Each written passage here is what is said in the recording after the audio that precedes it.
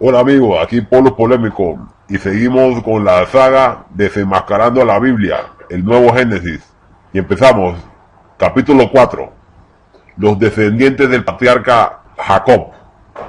Según la Biblia, los descendientes del patriarca Jacob permanecieron 430 años en Egipto antes de iniciar el éxodo hacia la tierra prometida, guiados por Moisés, a mediados del siglo XV a.C. Otra posibilidad es que este viaje se haya producido 2 siglos después. Los textos sagrados afirman que 600.000 hebreos cruzaron el Mar Rojo y que erraron durante 40 años por el desierto antes de llegar al monte Sinaí, donde Moisés selló la alianza de su pueblo con Dios. Sin embargo, los archivos egipcios que consignaban los acontecimientos administrativos del reino faraónico no conservaron ningún rastro de una presencia judía durante más de 4 siglos en su territorio. Tampoco existían en esas fechas muchos sitios mencionados en el relato. Las ciudades de Pitón y Ramsés, que habrían sido construidas por los hebreos esclavos antes de partir, no existían en el siglo XV a.C. En cuanto al éxodo, desde el punto de vista científico, no resiste el análisis. ¿Y por qué? Porque desde el siglo XVI a.C., Egipto había construido en toda la región una serie de fuertes militares, perfectamente administrados y equipados, y nada, desde el litoral oriental del Nilo hasta el más alejado de los pueblos de Canaán, escapaba a su control. Casi 2 millones de israelitas que hubieran huido por el desierto durante 40 años tendrían que haber llamado la atención y ser notados por esas tropas. Sin embargo, ni una estela en la época hace referencia a esa gente. Tampoco existieron las grandes batallas mencionadas en los textos sagrados. La orgullosa Jericó, cuyos muros se desplomaron en el sonar de las trompetas de los hebreos, eran entonces un pobre caserío. Tampoco existían otros sitios célebres como Beersheba o Edom.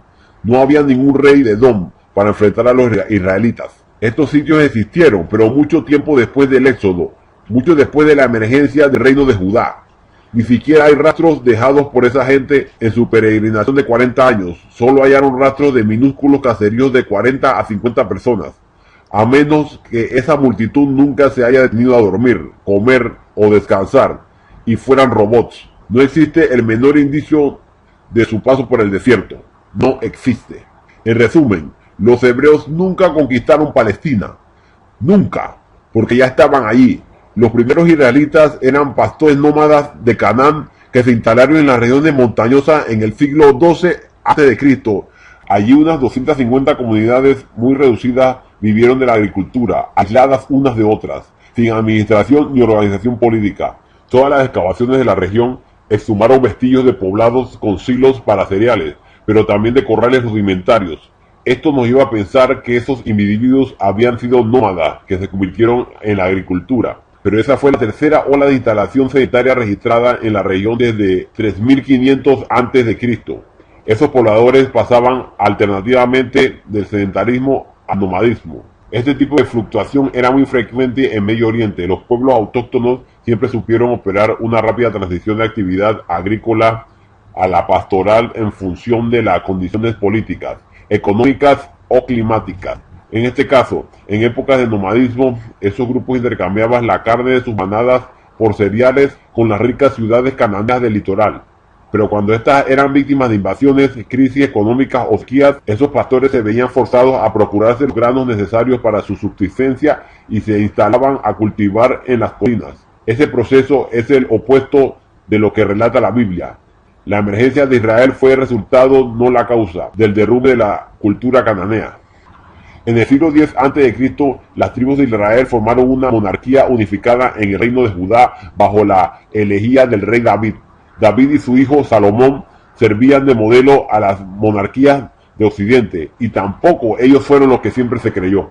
Tampoco en este caso la arqueología ha sido capaz de encontrar pruebas del imperio que nos legó la Biblia, ni en los archivos egipcios ni en los subsuelos palestinos. David, sucesor del primer rey Saúl, probablemente existió entre 1010 y 970 a.C.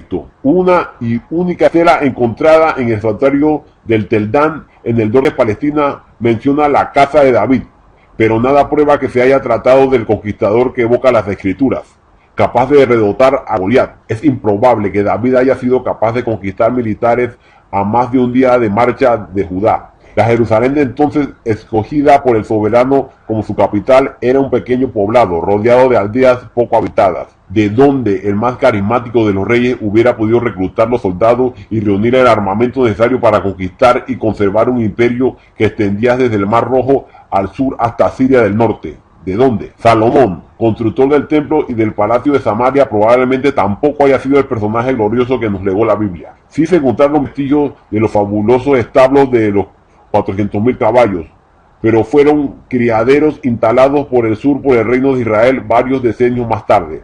A la muerte de Salomón, alrededor de 933 a.C., las tribus del norte de Palestina se separaron del reino unificado de Judá y construyeron el reino de Israel. Un reino que, contrariamente a lo que afirma la Biblia, se desarrolló rápido económicamente y políticamente. Los textos sagrados nos describen las tribus del norte como bandas de fracasados pusilánimes inclinados al pecado y la idolatría.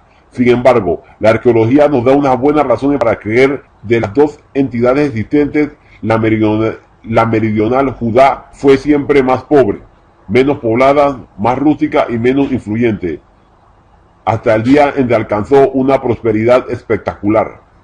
Esto se produjo después de la caída del reino nórdico de Israel, ocupado por el poderoso imperio asirio, que no solo deportó hacia Babilonia a los israelitas, sino que además instaló a su propia gente en esas tierras fértiles. Entonces, durante el siglo de Josías, en Judá, cuando surgió la idea de la historieta bíblica que se transforma en fundamento de nuestra civilización occidental y origen del monoteísmo. Aún no terminamos. Hacia fines del siglo VII a.C. hubo en Judá un fomento espiritual sin precedentes y una intensa agitación política.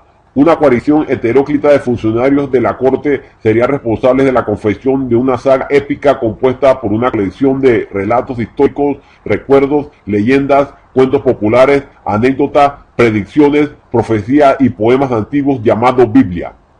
Esta obra maestra de la literatura, mitad composición original, mitad adaptación de versiones anteriores, pasó por ajustes, ediciones y mejoras antes de servir de fundamento espiritual a los descendientes del pueblo de Judá y a innumerables comunidades en todo el mundo.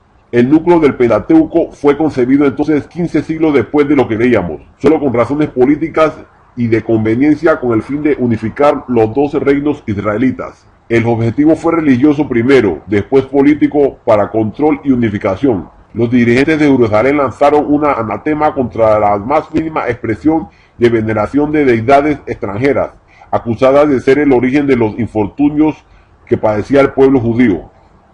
Pusieron en marcha una campaña de purificación religiosa, ordenando la destrucción de los santuarios locales. A partir de ese momento, los templos que denominaba Jerusalén debían ser reconocidos como único sitio de culto legítimo por el conjunto del pueblo de Israel. El monoteísmo moderno del mundo nació de una innovación humana cuentera llamada Biblia. En conclusión, el Pentateuco, el Antiguo Testamento, es una invención de los gobiernos hebreos para consolidar los reinos, después de varias ediciones que le hicieron a todos esos escritos. Y el Nuevo Testamento es una invención del Imperio Grecorromano para poder y control. Pero no todo es mentira. Ahora, después de desenmascarar la Biblia, nos vamos para el Nuevo Génesis. No te pierdas el Nuevo Génesis en mi próximo capítulo. Estará muy interesante y te darás cuenta que muchas de las cosas que te diré te van a calzar.